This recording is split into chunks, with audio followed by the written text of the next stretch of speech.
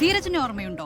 ധീരജ് രാജേന്ദ്രൻ 2022 ജനുവരി 10-നാണ് Idukki engineering കോളേജിലെ SFI പ്രവർത്തകനായിരുന്ന Dheeraj രാജേന്ദ്രനെ youth Congress പ്രവർത്തകർ കുത്തിക്കൊലപ്പെടുത്തിയത്. College union തിരഞ്ഞെടുപ്പുമായി ബന്ധപ്പെട്ട സംഘർഷത്തിനിടെ ധീരജിന്റെ നെഞ്ചിൽ യൂത്ത് കോൺഗ്രസ് പ്രവർത്തകൻ നിഖിൽ പൈലി കത്തി കുത്തിയിറക്കുകയായിരുന്നു.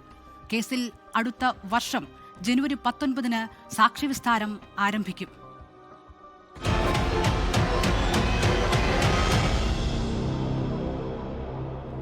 ഏതമതും തോൽക്കുമി തേനിനെ നീ തന്നുപോയി ഓർമ്മകൾ തൻ പൊയ്കയിൽ മഞ്ഞു തുള്ളിയായി.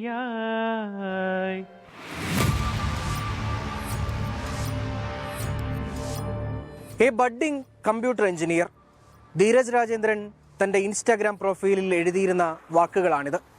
ഒരുപാട് പ്രതീക്ഷകളുമായി ഇടുക്കി എഞ്ചിനീയറിംഗ് കോളേജിലേക്ക് വണ്ടി കയറിയ കണ്ണൂർകാരൻ കലാലയ രാഷ്ട്രീയത്തിൽ സജീവമായിരുന്നു. അന്ന് 2022 ജൂൺ 10-ന് കോളേജ് യൂണിയൻ തെരഞ്ഞെടുപ്പ്. അവിടെയുണ്ടായ സംഘർഷത്തിലാണ് യൂത്ത് കോൺഗ്രസ് പ്രവർത്തകൻ ധീരജിന്റെ നെഞ്ചിൽ കത്തി കുത്തിയിറക്കിയത്. പ്രതി യൂത്ത് കോൺഗ്രസ് വാഴത്തോപ്പ് മണ്ഡലം പ്രസിഡന്റ് നിഖിൽ പൈലി.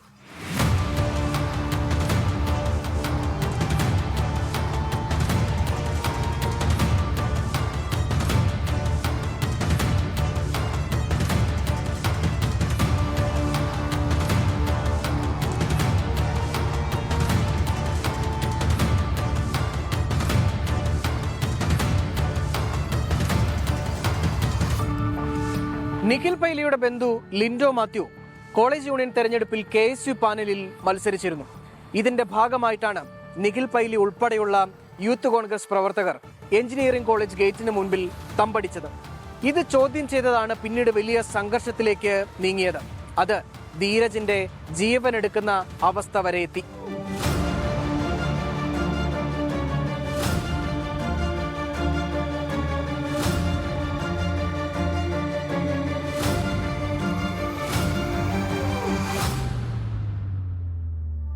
ഇലക്ഷന് മുൻപ് പ്രശ്നങ്ങളൊന്നും ഇല്ലായിരുന്നു. വളരെ സമാധാനപരമായിട്ടാണ് നമ്മുടെ ഇലക്ഷൻ്റെ ക്യാമ്പയിനിങ്ങും മീറ്റ് ദ കാൻഡിഡേറ്റ്സ് പ്രോഗ്രാമും എല്ലാം നടന്നത്.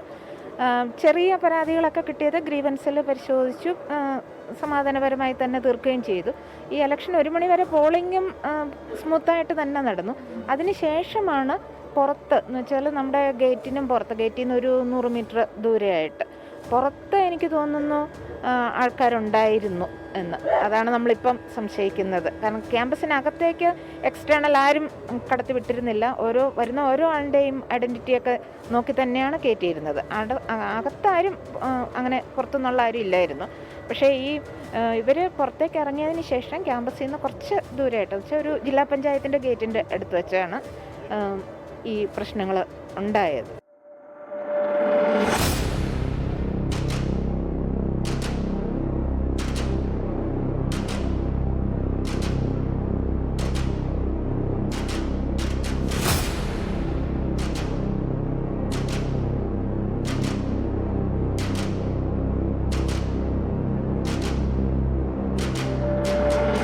നെഞ്ചിൽ കുത്തേറ്റ് വീണ ധീരജിനെ ജില്ലാ പഞ്ചായത്ത് അംഗം KG സത്യന്റെ വാഹനത്തിലാണ് ഇടുക്കി മെഡിക്കൽ കോളേജിൽ എത്തിക്കുന്നത്.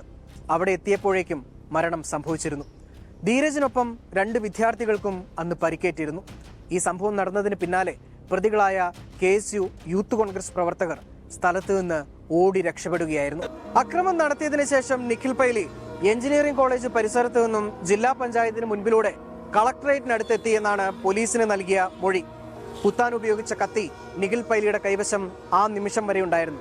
അവിടെ വെച്ച് വനമേഖലയിലേക്ക് വലിച്ചെറിഞ്ഞു അത്രേ. എന്നാൽ പിന്നീട് നടത്തിയ തെളിവെടുപ്പിലോ അതിനുശേഷം നടത്തിയ തിരച്ചിലിലോ ആ കത്തി പോലീസിന് കണ്ടെത്താൻ കഴിഞ്ഞിട്ടില്ല. സംഭവത്തിന് പിന്നാലെ ബസ്സിൽ കയറി കടന്നുകളഞ്ഞ നിഖിൽ പൈലിയെ പോലീസ് അന്നുതന്നെ കരിമണലിൽ വെച്ച് പിടികൂടി. ജെറിൻ ജോജോ, ടോണി എബ്രഹാം, നിലവിൽ KSU ഇടുക്കി ജില്ലാധ്യക്ഷനായ നിതിൻ ലൂക്കോസ്, ജിതിൻ തോമസ്, സോയ്മോൻ സണ്ണി, ജസ്റ്റിൻ ജോയ്, അലൻ ബേബി എന്നിവരാണ് കേസിൽ മറ്റു പ്രതികൾ. 8 പ്രതികൾക്കും കോടതി ജാമ്യം അനുവദിച്ചിരുന്നു. ധീരജിനെ കൊലപ്പെടുത്തിയ കേസിൽ പ്രതികളായവരെ സംരക്ഷിക്കുന്ന നിലപാടാണ് അന്ന് കോൺഗ്രസ് നേതൃത്വം സ്വീകരിച്ചത്. KPCC പ്രസിഡന്റായിരുന്ന K സുധാകരന്റെ വിവാദ പ്രസ്താവനയടക്കം അന്നുണ്ടായി. ധീരജിന്റേത് ഇരന്നുവാങ്ങിയ മരണമെന്നായിരുന്നു സുധാകരൻ പറഞ്ഞത്. ഈ കൊലപാതകം കേരളത്തിലെ കലാശാലകളിൽ, കേരളത്തിലെ കോളേജ് ക്യാമ്പസുകളിൽ CPM, DYFI, SFI സംയുക്തമായി ഉണ്ടാക്കിയ കലാപത്തിൻ്റെ രക്തസാക്ഷിയാണ് ധീരജ്. പിടിച്ചു വാങ്ങിയ രക്തസാക്ഷിത്വമാണ് ഈ രക്തസാക്ഷിത്വം. അതിലവർക്ക് ദുഃഖമല്ല, ആഹ്ലാദമാണ് എന്ന് നിങ്ങൾ മനസ്സിലാക്കണം. KPCC ജനറൽ സെക്രട്ടറിയായ അഡ്വക്കേറ്റ് A. അശോകനാണ് പ്രതികൾക്കു വേണ്ടി കോടതിയിൽ വാദിക്കുന്നത്.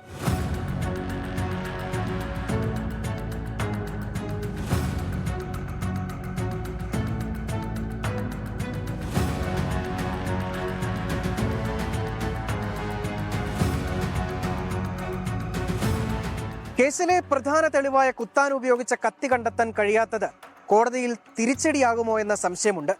അഡ്വക്കേറ്റ് പ്രിയദർശൻ തമ്പി പ്രോസിക്യൂട്ടറായ കേസിൽ 2026 ജനുവരി 19 മുതൽ സാക്ഷി വിസ്താരം തുടങ്ങുകയാണ്.